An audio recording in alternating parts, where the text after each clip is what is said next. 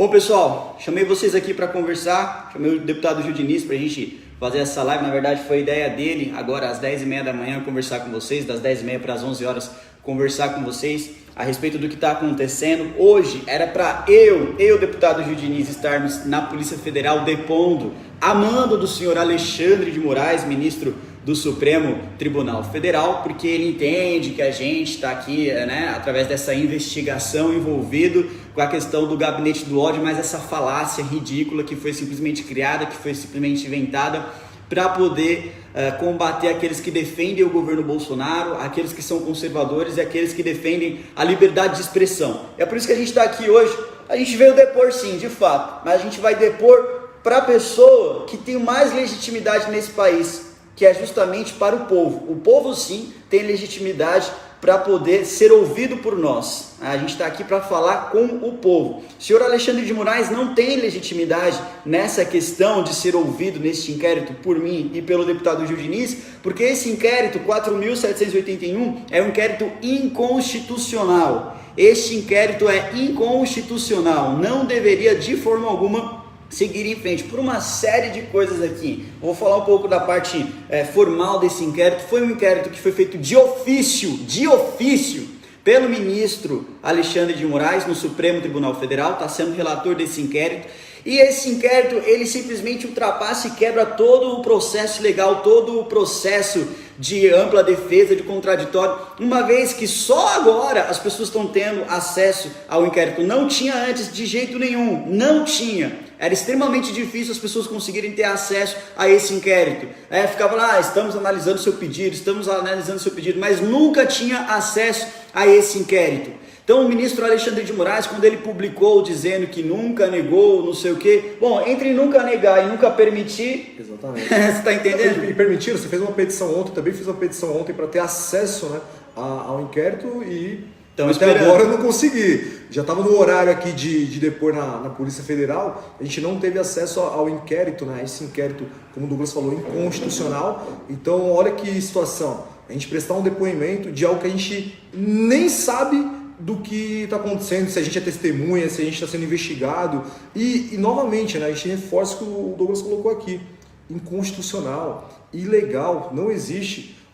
Como que o ministro, como que ele nos acusa de algo, fake news, que nem é tipificado como crime para começar. Segundo, ele é a vítima, ele toca o inquérito, ele investiga e depois ele vai nos julgar. Olha que situação, no mínimo aí esdrúxula, Então nós combinamos aqui, o Douglas, de abrir essa live hoje, no horário, e nós teríamos, entre aspas, que está na Polícia Federal, ordem ilegal não se cumpre. Nós estamos aqui na Assembleia Legislativa, na casa do povo paulista, para prestar esses esclarecimentos para vocês e colocar a nossa versão nessa narrativa que a extrema imprensa tenta colocar de gabinete do ódio, o famoso GDO. Eu já rebatizei, Douglas, GDO não é mais gabinete do ódio, agora é gabinete da oração. Exatamente. A gente está orando muito aqui, muito, para que Deus ilumine aquela careca ali brasileira. Iluminada. Assim, gabinete do ódio, gabinete de oração, para poder combinar com os grupos de oração das tias do WhatsApp, que tem orado muito por esse Brasil. Enfim, pessoal, toda essa narrativa que foi criada sobre o gabinete do ódio para poder simplesmente silenciar, isso não passa de uma narrativa montada por aqueles que detestam a liberdade de expressão, por aqueles que não admitem de forma alguma que o povo possua liberdade de expressão. Você, por exemplo, você acha válido, acha legítimo, e é claro que através do direito fundamental que a Constituição lhe dá para poder criticar o ministro do Supremo, e você vai lá no seu WhatsApp, você vai lá no seu Twitter, você vai lá no seu Facebook e faz uma crítica ao ministro do Supremo. E essa crítica é entendida por esses ministros e também pelos congressistas, quando eles são alvo dessas críticas, de que existe uma milícia virtual que é financiada com dinheiro público, que está impregnada nos gabinetes para poder atacar aqueles que são detratores ao governo Bolsonaro, para poder atacar aqueles que são opositores ao governo Bolsonaro. Quando é mentira, isso não passa de uma mentira. Na verdade, as pessoas estão exercendo o seu direito à liberdade de expressão. As pessoas estão tendo o seu direito fundamental de poder criticar quem elas quiserem nas redes sociais. Agora eu vou fazer vocês entenderem qual é o objetivo deles. O objetivo é criminalizar a liberdade de expressão, é criminalizar aqueles que têm um pensamento contrário. Você lembra, Gil? Antes do Bolsonaro ser eleito presidente, antes mesmo da gente conseguir derrubar o PT do poder, se você dissesse que você é conservador, se você dissesse que você apoia pautas de direita, você é considerado nazista, fascista, extremista, radical. Naquela época era crime ser de direita, era crime ser conservador. E a internet e as redes sociais deu um poder ao povo, deu um poder de comunicação, porque esse povo ele só era informado através do quê? Da Rede Globo, era informado através da Folha de São Paulo, da Jovem Pan, da Jovem Pan. Pode continuar. Não, você tem toda a razão. E eu não sei se foi o Eduardo que publicou esses dias, né, deu uma tweetada dizendo nesse sentido. Olha só, o Twitter, o Facebook, Instagram é a nossa mídia. É uma mídia individual e nós conseguimos romper essa espiral do silêncio que o establishment colocava. Olha só, nós éramos informados pela Folha de São Paulo, pelo Estadão, pela Jovem Pan e outros, pela TV Cultura, Roda Viva, olha a dona Vera Magalhães, que nós viemos aqui na tribuna falar, né, dos seus contratos com o governo de São Paulo. Aí, que é outros 500. Que são outros, mas essa conversa é outros 500, depois a gente aborda. Então a gente vai lá na nossa rede social, emite ali a nossa opinião, coloca ali o nosso entendimento dos fatos e o que eles querem? Criminalizar a nossa opinião. Por quê?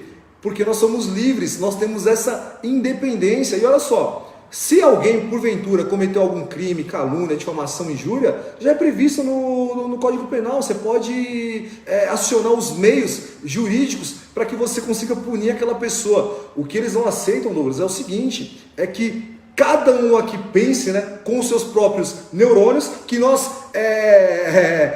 arranquemos ali a máscara, né, da grande imprensa, que tem sim um viés ideológico. É como você disse, há pouco tempo atrás, olha, eu sou conservador, fascista. Olha, eu sou contra a cota racial em universidade pública, racista. Porra, o cara queria te prender, cara. O cara quer acabar com a tua vida. Assassinato de reputação é o que nós sofremos. Linchamento virtual, a gente sofre todos os dias, cara.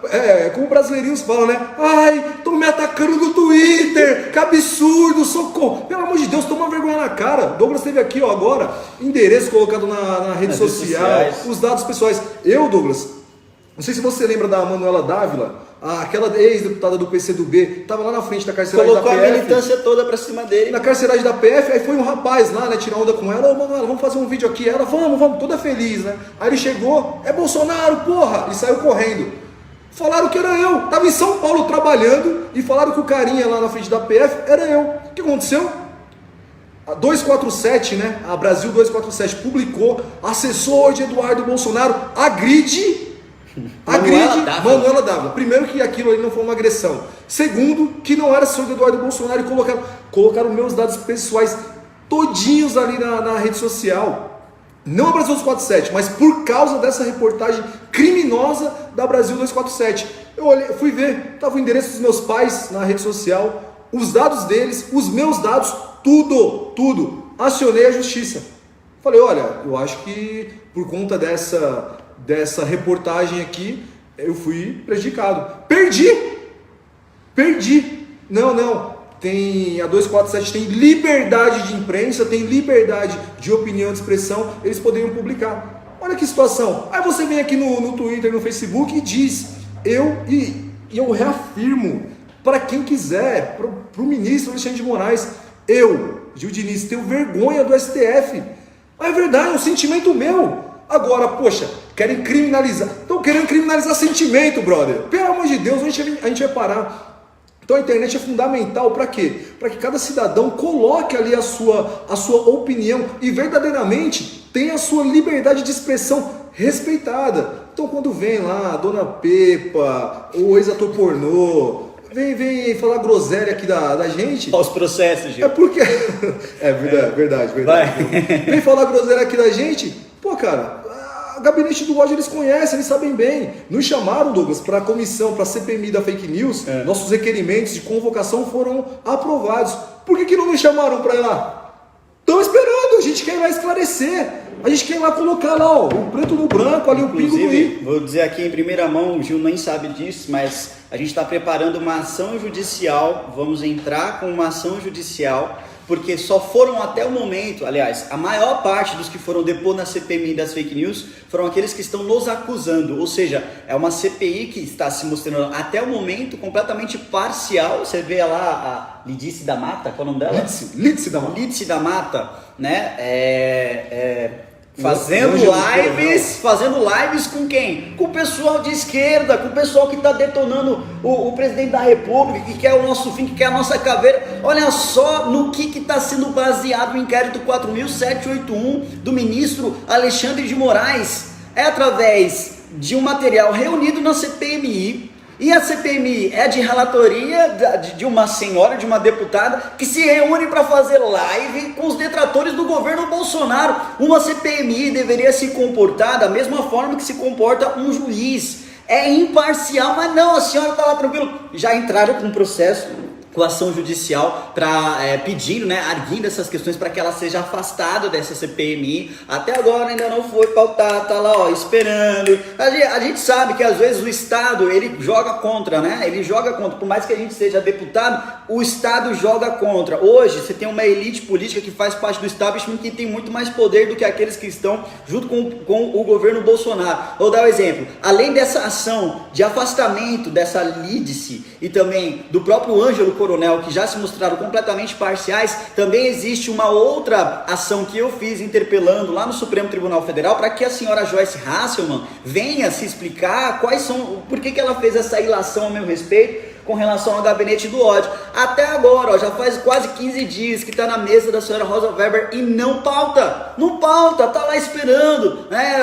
Ó, dias e dias e dias, que custa você pegar um negócio e pautar para poder decidir se sim ou se não, mas pelo menos pautar, tá lá cozinhando, esperando. Ou seja, infelizmente, aqui no nosso Brasil nós sabemos que aqueles que fazem parte do sistema, que estão com o establishment, têm uma força muito maior, uma velocidade muito maior para conseguir alcançar as suas coisas. Mas eu vou falar aqui, voltando um pouquinho às origens da questão do gabinete, do ódio, essa falácia toda que foi inventada pela imprensa. Eu fui pesquisar e vi que as primeiras menções a esse respeito veio de sabe quem? Do orgulho ferido, do senhor Chilique Moura Brasil. Foi através de uma publicação do Chilique Moura Brasil, né? Não esqueci especificamente qual era o nome da matéria, mas que ele começa a citar gabinetes ali, fala de deputados, fala de pessoas